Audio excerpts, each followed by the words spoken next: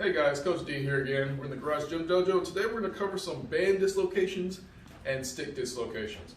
These are here to help your shoulders. So first thing we're going to do, we're going to start with the band. It's a little bit easier. And what I'm going to do, this is a 1/4 inch band. You can use a 1/2 inch band if you're strong enough. Typically what I want to do is stand on the band just like so, pull it up and apart. So notice I'm pulling it apart. And all I'm going to do is go over to the top of my shoulder and come right back, just like that.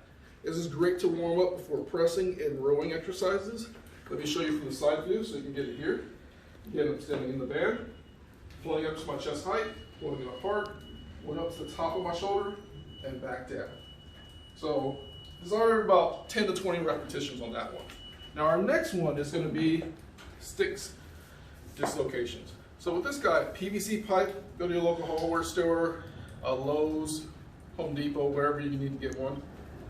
And you're going to grab it at the end, same concept here, pulling it over, back down, touching my back, coming right back over. I'm trying to bend the bar here, so you're trying to bend it in half. So watch me go from the sideways here, boom.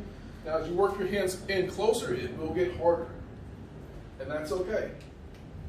Now let's say you can't get it over and it's really challenging for you in that railing here. We're going to do it one arm at a time. So notice here I'm just going to bring this arm up, down, up, and over. So let me do that again for you. Boom, over. Now let's say we want to go the opposite way. All I do is arm down, arm up, boom, up, over.